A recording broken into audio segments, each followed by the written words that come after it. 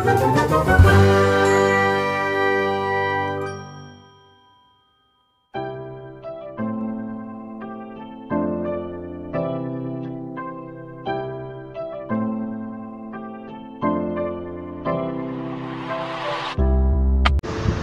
स्वागत है आपका आपके अपने YouTube channel magic math bye Randhawa sir में। आज हम डिस्कस करने वाले हैं NCERT का चैप्टर नंबर 11 जिसका नाम है कंस्ट्रक्शंस। तो चलिए बच्चों स्टार्ट करते हैं। इसमें कुछ अलग से बताने लायक कुछ नहीं है। सबसे पहले स्टार्ट करते हैं क्वेश्चन नंबर 1 पे। क्वेश्चन नंबर 1 ये है कि draw the line segment of length 7.6 centimetre and divide it in ratio 5:8 and measure the two parts. यानी आपने जो लाइन सेगमेंट है 7.6 उसको आपने किस रेशो में डिवाइड करना है? 5:8 में। तो चलिए बच्चों इसके लिए हम क्या करेंगे, स्केल लीजिए, 7.6 की मार्किंग कीजिए यहाँ पे।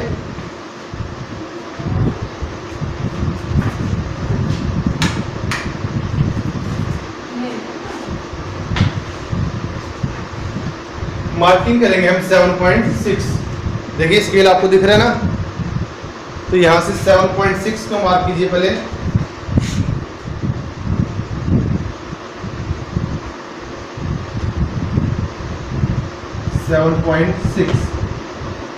इसका नाम आप कुछ भी रख सकते हैं, AB 7.6 centimetre. Is it clear? इसको आपने 5:8 में डिवाइड करना है। तो अगर आपको 5:8 में डिवाइड करना है तो हम क्या करेंगे, एक एक्यूट एंगल बनाएंगे। नीचे की तरफ भी बना सकते हो और आप इसको ऊपर की तरफ, एक्यूट एंगल है 90 से कम, आपकी चॉइस है। या तो नीचे की तरफ बनाएं या फिर इसको ऊपर की तरफ बनाएं। ऊपर की तरफ स्पेस कम है, यहाँ पे हम नीचे की तरफ बना लेते हैं।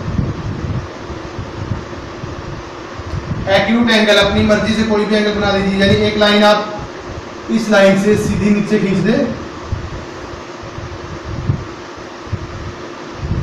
ठीक है जी। इसके बाद किस रेशो में आपको डिवाइड करना है? 5:8 में। तो 5 और 8 को प्लस करें, 5 + 8 13। तो आपने यहाँ पे क्या करना है, ए पॉइंट से मार्किंग करनी है 13 तक। यहाँ पे देखिए मैं मार्किंग कर रहा हूँ, 1-1 सेंटीमीटर की मार्किंग करेंगे आप स्केल से।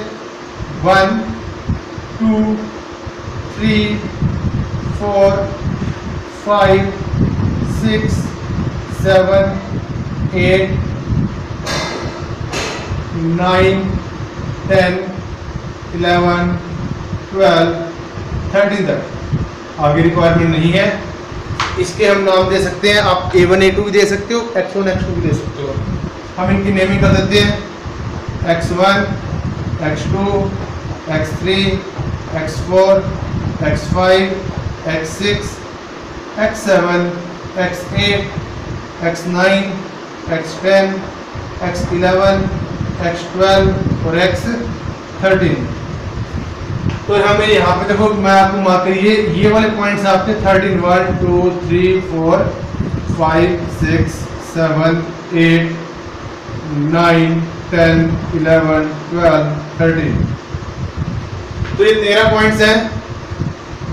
आपने क्या करना है, इनको ऐसे मार्क करना है। नीचे वाले AY कह सकते हो। इतना समझ में आ गया। सबसे पहले आपने लाइन सेगमेंट AB ड्रॉ करना है 7.6 सेंटीमीटर। उसके बाद A पॉइंट पे एक्यूट एंगल बनाना है, नीचे की तरफ बना दें। हम बार बार नीचे की तरफ ही बनाएंगे आगे वाले क्वेश्चन में, आप ऊपर की तरफ भी बना सकते थे। फिर जो ये लाइन है A से लेकर Y तक, यहाँ पे आप 13 पॉइंट्स, यहाँ पे 5 + 8 जिस रेशो में आपने डिवाइड करना है उसको प्लस करें, 5 + 8 13। 13 निशान लगाने हैं इक्वल डिस्टेंस पे। वो आपका डिस्टेंस 1-1 सेंटीमीटर का भी हो सकता है, 2-2 सेंटीमीटर का भी हो सकता है। तो सजेशन मेरा यही है कि आप 1-1 सेंटीमीटर की मार्क करें ताकि ज़्यादा ना फैले ये। इसके बाद आपने क्या करना है, जो B वाला पॉइंट है उसको X13 से मैच करें। ये B है और ये नीचे वाला देखिए X13, इसको मिलाएं।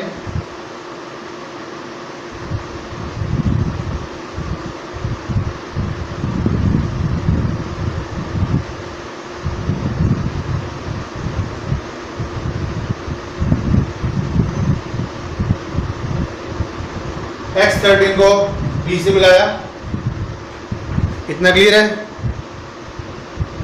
एक इसके बाद किस रेशो में डिवाइड करना है? 5:8 में। तो आपको ये 5 वाला साइन दिख रहा है। यहाँ पे भी आपको जो 5 वाला पॉइंट है X5, यहाँ से आप क्या करेंगे? BX13 जो ये वाली लाइन है इसकी पैरेलल लाइन ड्रॉ करेंगे। अब पैरेलल लाइन ड्रॉ करने के लिए क्या करना है वो मैं आपको बता देता हूं। अगर आप पैरेलल लाइन ड्रॉ करना चाहते हैं तो उसके लिए अपना D लीजिए। अब D से X13 के ऊपर D रखें यहां पे, और इस एंगल को चेक करें कितने का है। ये लगभग यहाँ से मुझे 30 का एंगल लग रहा है, 30 से थोड़ा सा ज़्यादा है। हम यही एंगल X5 से बनाएंगे। X5 से जो एंगल बनाएंगे वो 30 से थोड़ा सा ऊपर, 32 के आसपास था ये वाला। तो यहाँ से क्या करेंगे? यहाँ से जो एंगल आपका यहाँ पे बना है सेम एंगल आप इस X5 से बनाएंगे।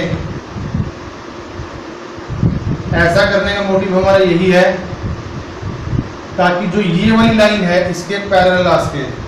अब आपको दिख रही है ना ये लाइन इसके पैरेलल, तो जहां भी ये AB को मीट करेगा उसका नाम रखें P। अब यहाँ पे जब आप AP और PB की जब आप रेशो चेक करोगे, चेक करके देख सकते हो आप, वो रेशो आएगी 5:8। अच्छा, इनका क्वेश्चन ये है कि इसको 5:8 में डिवाइड कीजिए और जो दो पार्ट्स हैं उनको मेजर कीजिए। चलिए मेजरमेंट करते हैं। पहले वाले की A से ये जो P पॉइंट आया है ये 3 से थोड़ा सा कम है, अप्रोक्सीमेटली 3 है, लेकिन 3 से थोड़ा सा कम है क्योंकि ये लाइन आपको देखिए बारीकी से देखना पड़ेगा। यहाँ पे है कि जो यहाँ पे जो मुझे मेजरमेंट दिख रही है इसकी जो अप्रोक्स दिख रहा है AP है आपका 2.9 अप्रोक्स।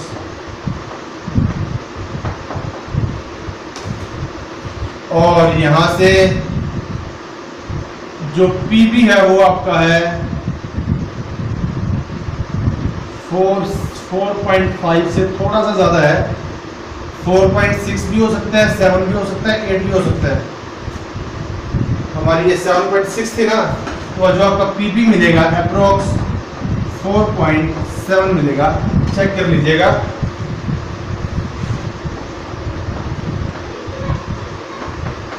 अब इनको अगर आप डिवाइड करोगे, रेशो चेक करोगे तो वो अप्रोक्सीमेटली 5:8 आएगी।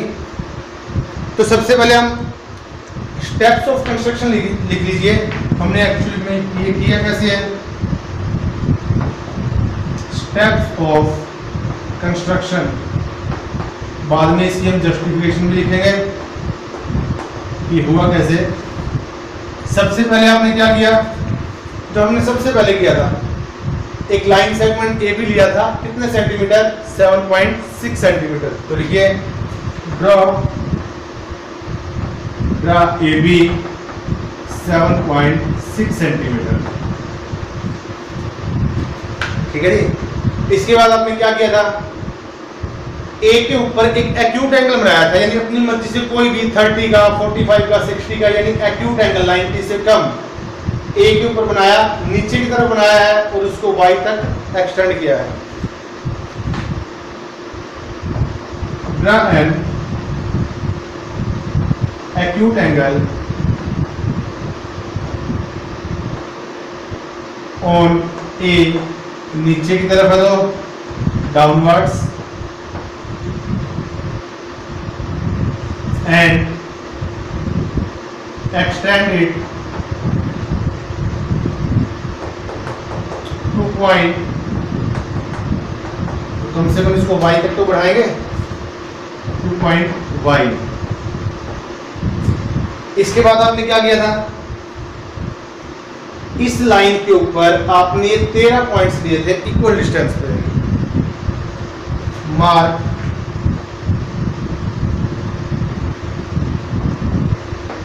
$13 points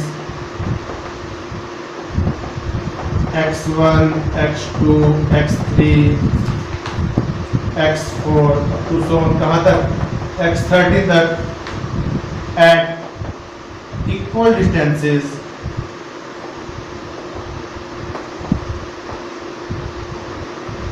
on AY from A। एक पॉइंट से इक्वल डिस्टेंस के ऊपर आपने 13 पॉइंट्स आपने क्या किए हैं, मार्क किए।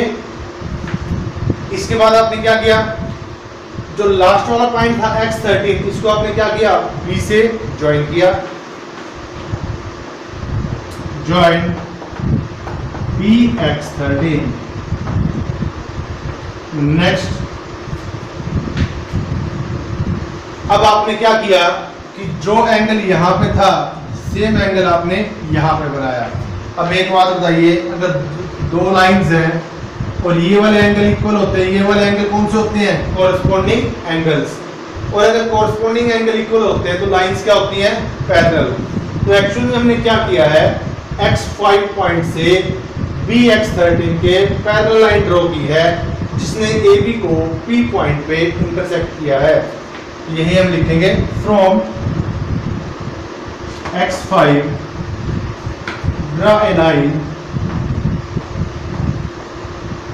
इसके पैरेलल टू, किसके पैरेलल लाइन ड्रॉ की है, bx13 के, विच इंटरसेक्ट्स AB एट P, जिसने AB को कौन से पॉइंट पे काटा है, P पे। और हमने यही चेक करना था कि जो AP और PB की रेशो है वो जब आप चेक करेंगे वो आएगी 5:8। वो रेशो कितनी आएगी, 5:8। समझ में आ गया। और जो कैलकुलेशन की है वो आप लिख दीजिए। यहाँ पे जो AP कितना आया है, 2.9 सेंटीमीटर, और जो PB है वो कितना है, approx 4.7 centimetre. Is it clear. थोड़ा सा एक पॉइंट आगे पीछे हो सकता है, 2.6 4.8 हो सकता है, या सर 2.8 4.8 हो सकता है, या 3 और 4.6 हो सकता है। तो कुछ इसी के आसपास रहेगा आपकी जो कैलकुलेशन रहेगी। अब हम करते हैं इसकी जस्टिफिकेशन कि जो ये चीज है ये आई कैसे है, यानी AP और PB की जो रेशो है वो अपने आप 5:8 कैसे हो गई। तो इसके लिए मैं आपको राइट हैंड साइड में जस्टिफिकेशन कर देता हूँ। आपको ये दोनों चीजें करनी पड़ेंगी हर एक क्वेश्चन में, उसको जस्टिफाई भी करना पड़ेगा और स्टेप्स ऑफ कंस्ट्रक्शन भी लिखने पड़ेंगे। तो मैं आपको यहाँ पे जस्टिफिकेशन दे देता हूँ। एक्चुअल में आपका AP और PB की रेशो 5:8 कैसे आई है।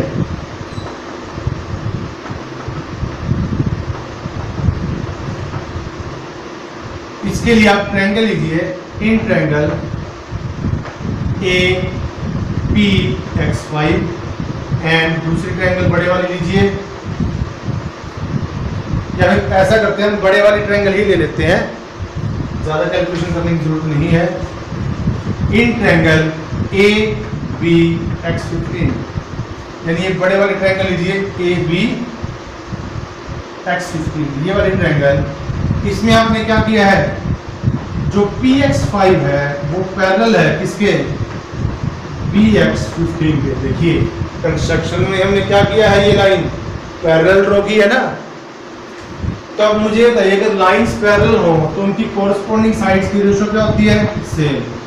सो AP/PB किसके इक्वल आएगा, AX5 divide by X5 X13, यानी AP/PB is equal to AX5 divide by X5 X13, यही आएगा। तो रीजन क्या, using BPT basic proportional theorem. अगर लाइंस पैरेलल होती हैं तो उसकी कॉरस्पॉन्डिंग साइड्स की रेशो सेम होती है। अब मुझे ये बताइए, ये हमने 13 सेंटीमीटर लिया था, एक एक सेंटीमीटर गैप है ना, तो A से लेकर X5 तक कितने सेंटीमीटर हुए, 1 2 3 4 5। तो जो आपका AX5 है वो कितना है, 5, और X5 से X13 तक देखिए 1 2 3 4 5 6 7 8। x5 से x13 तक कितना है 8। तो इसका मतलब क्या हो गया, जो AP और PB के रेशो है वो कितनी आ गई। So AP ratio PB is equal to 5:8। तो अब आपको समझ में आ गया ना कि ये रेशो एकदम से 5:8 कैसे आ गई है। तो इसके लिए हमने PPT का हेल्प ली है, और जो PPT वाला प्रूव करने के लिए हमने इतना तामझाम किया है। तो आई थिंक आपको समझ में आ गया होगा। चलिए बढ़ते हैं अगले क्वेश्चन की तरफ। तो इसमें आपको बच्चों समझ में आ गया कि हमने कौन से चैप्टर का यूज कर रहे हैं इसकी जस्टिफिकेशन में, 6 चैप्टर का यानी BPT का। अगली की जस्टिफिकेशन अगले क्वेश्चन में भी कुछ ऐसे ही होना है। रख कर दो इसको।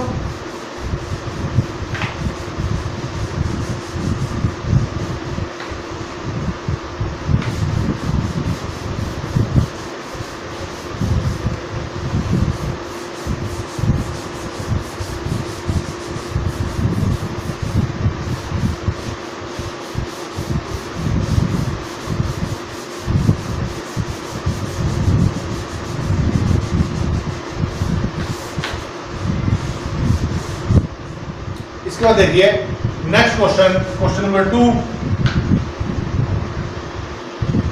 सेकंड क्वेश्चन में क्या कहता है ये,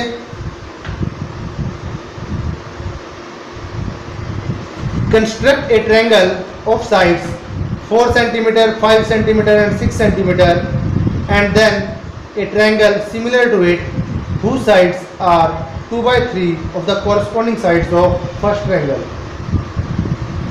तो सबसे पहले आपने एक ट्रायंगल कंस्ट्रक्ट करनी है जिसकी साइड्स क्या हो 4, 5 एंड 6 सेंटीमीटर। तो चलिए बनाइए। साइड्स कितनी होनी चाहिए 4, 5 एंड 6। तो इनमें से किसी एक को हम बेस के तौर पे नीचे ले लेते हैं। बेस ट्रायंगल का कुछ नाम दे रखा है, नहीं दे रखा, तो ABC दे लेते हैं हम। बेस लीजिए BC 6 सेंटीमीटर।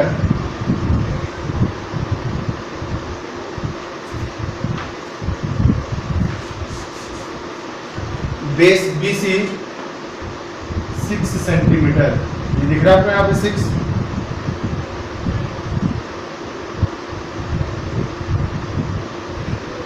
हमने यहाँ पे लिया BC कितने सेंटीमीटर लिया 6 सेंटीमीटर।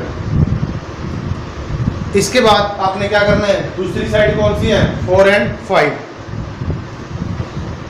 स्केल के ऊपर कंपास रखिए, ये देखिए वही है 4 सेंटीमीटर खोलिए। हम 4 सेंटीमीटर से खोल के दिखा रहे हैं आपको। यहाँ पे ये देखिए 4 सेंटीमीटर खोलिए स्केल।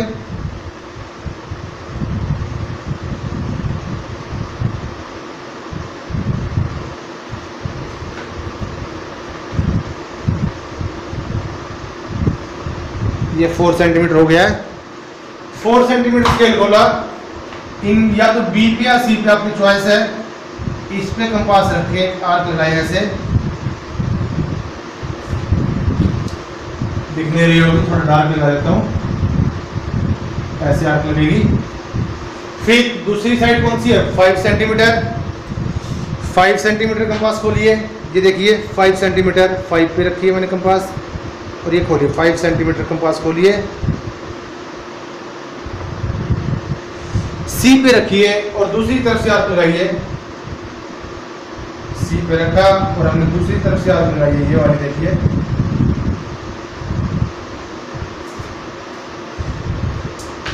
ये वाली आर्क जहां पे कट किया है उसका नाम हम क्या देंगे A। इसके बाद AB और AC को ज्वाइन करें। AB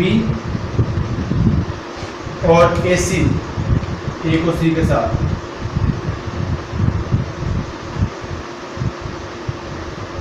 ओके, तो ये ट्रायंगल बन गई सबसे पहले हमारी, जिसकी साइड्स क्या हैं 6, 4, 5 एंड 6।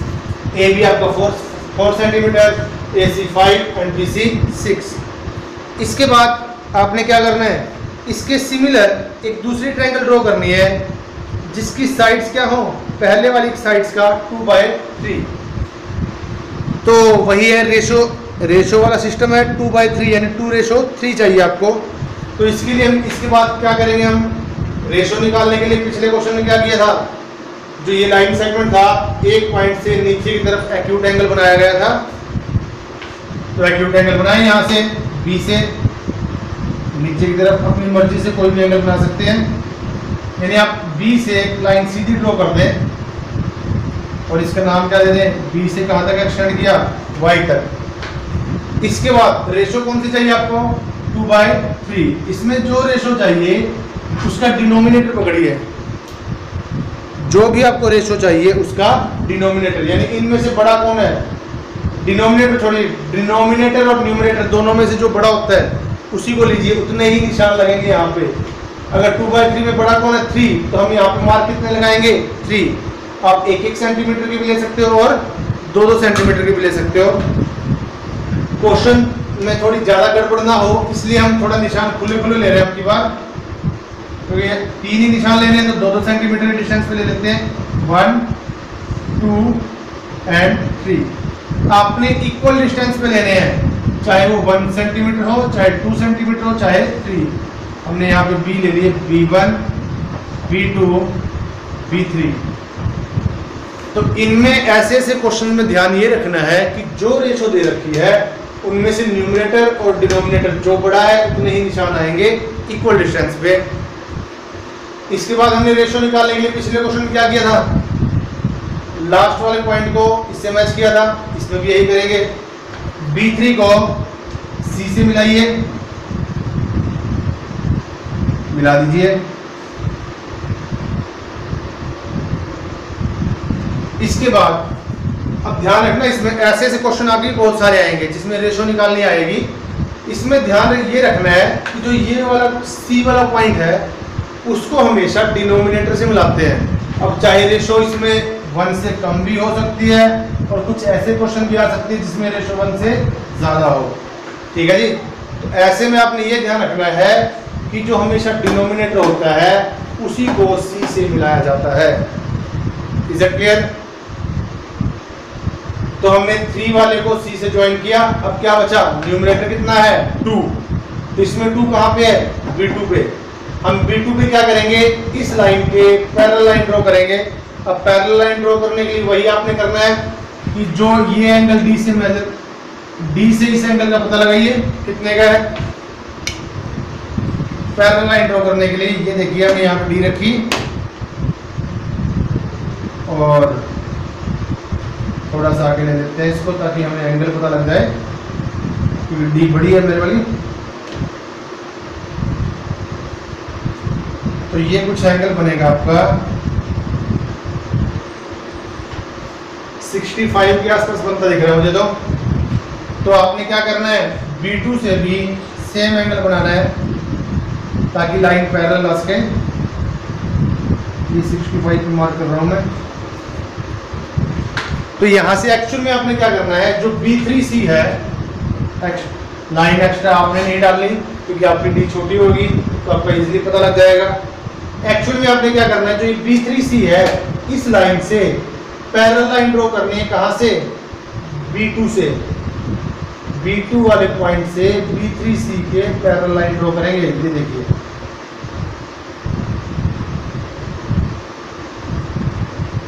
ठीक है जी। B2 वाले पॉइंट से हमने पैरेलल लाइन किसके ड्रॉ की है, B3C के। Is that clear? जो यहाँ पे इसको काटेगी इस पॉइंट का नाम दीजिए C'। इस पॉइंट का हम क्या नाम देंगे, C'। अब आपने क्या करना है, इस ट्रायंगल के सिमिलर ट्रायंगल ड्रॉ करनी है जिसकी साइड्स क्या हो, 2/, पहले वाली ट्रायंगल का 2/3। तो अब जो आपका C' पॉइंट है इस पॉइंट से हम AC के पैरेलल लाइन ड्रॉ करेंगे। देखिए ये आपका AC है, AC के पैरेलल इसको एज इट इज नीचे लेके आए। आप एंगल की हेल्प से करेंगे ज़्यादा अच्छा रहेगा। D से जो एंगल आपका C पॉइंट पे बनेगा वही एंगल आपने C' पॉइंट के ऊपर बनाना है। ये आपका C' पॉइंट है, इसके ऊपर आपने सेम एंगल बनाना है। लाइंस में एक बात ये है कि जो ये लाइंस है वो पैरेलल होनी चाहिए, इसमें कोई भी डिफरेंस ना हो। तो जहां पे पहले वाली ट्रायंगल को काटेंगे उसका नाम रखें ए डैश। तो जो आपकी ये वाली ट्रायंगल है देखिए ए डैश बी और सी डैश, ये बड़े वाली ट्रायंगल के सिमिलर है। पूछो कैसे? आपने डी की हेल्प से जो एंगल यहाँ पे था वही एंगल यहाँ पे बनाया, एक एंगल ये इक्वल और एक एंगल ये दोनों में कॉमन है, तो एंगल एंगल सिमिलरिटी से सिमिलर हो जाएंगी और इनकी जो साइड्स की रेशो आएगी, जो नई ट्रायंगल बनी है उसकी साइड दूसरी वाली की साइड का क्या आएगी 2/3, यानी BC डैश और BC की जो रेशो आएगी वो 2:3 आएगी। तो इसकी जस्टिफिकेशन हम बाद में करते हैं, पहले स्टेप्स ऑफ कंस्ट्रक्शन लिख लीजिए। आपने क्या क्या किया? Steps of construction. तो आप बताइए सबसे पहले आपने क्या किया? जो बिल्कुल सबसे पहले किया था आपने BC ड्रॉ की थी 6 सेंटीमीटर, ड्रॉ BC 6 सेंटीमीटर। इसके बाद आपने क्या किया? B को सेंटर मान के एक 4 सेंटीमीटर कंपास खोल के आर्क लगाई,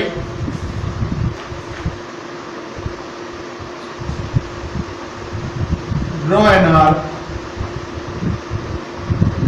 of 4 centimeter, taking B as a center।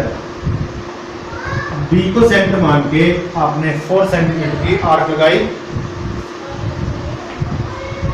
Next फिर आपने C से एक आर्क 5 सेंटीमीटर की लगाई। From C draw an arc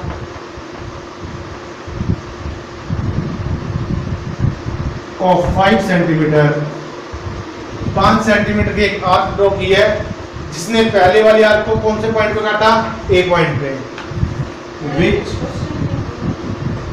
intersects previous arc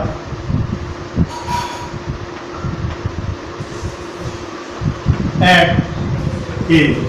तो सबसे पहले हमने यही किया था। इसके बाद हमने क्या किया था?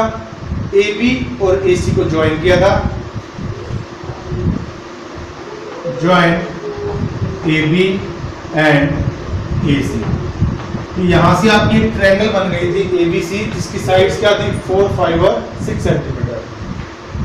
तो चलिए ट्रायंगल बनाने के बाद हमने उसको किस रेशो में डिवाइड करना था? 2:3 में। इसके लिए हमने क्या किया? B के ऊपर एक एक्यूट एंगल बनाया नीचे की तरफ और इसको एक्सटेंड कहां तक किया? Y तक। Draw an acute angle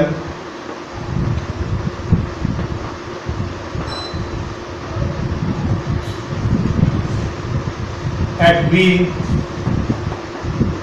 downwards and extend it to point Y। B के ऊपर आपने एक एक्यूट एंगल बनाया और उस लाइन को कहां तक एक्सटेंड किया? Y तक। इसके बाद इस लाइन के ऊपर आपने 3, क्योंकि डिनोमिनेटर कितना था 3, यानी इनमें से बड़ा कौन था 3 पॉइंट्स दिए इक्वल डिस्टेंस पे। टेक B1 B2 B3 और By at equal distances from B point से B1 B2 B3 3 पॉइंट्स लिए और तीनों का डिस्टेंस क्या रखा? इक्वल रखा।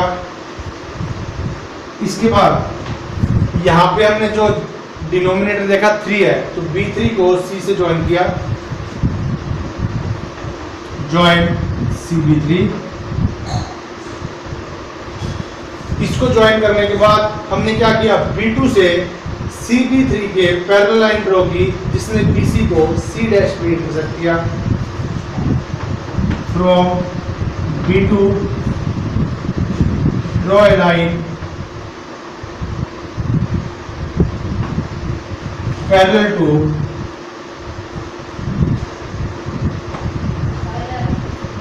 किसके CB3 which intersects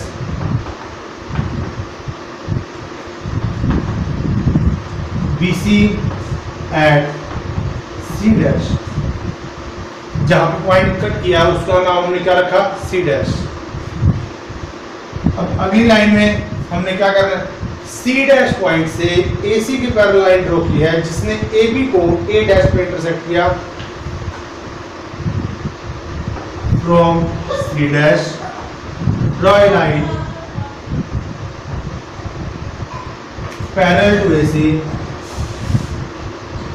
parallel to AC which intersects AB at कौन से पॉइंट पे, A डैश।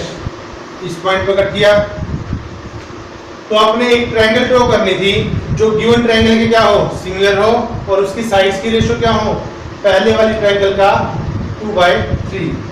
तो यहाँ पे लिख दीजिए जो A dash B C dash is the required triangle, यही ट्रायंगल आपने ड्रॉ करनी थी।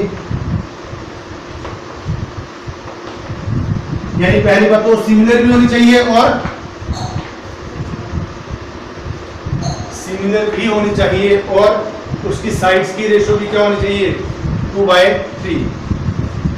तो कंस्ट्रक्शन आपको समझ में आ गई। अब हमने कैसे कैसे इसको कंस्ट्रक्ट किया है ये आपको समझाने के लिए है, ताकि आप जब आप कॉपी पे ड्रॉ करोगे तो इसको देख के ड्रॉ करें कि हमने 1 बाय 1 किया क्या है। तो अब हम आते हैं इसकी जस्टिफिकेशन पे। सबसे पहले तो इसको हम सिमिलर शो करते हैं क्योंकि सिमिलर दिखाना जरूरी है। In triangle A dash B C dash and बड़े वाले ट्रायंगल लीजिए ABC, दोनों में क्या है, एंगल B क्या दोनों में कॉमन।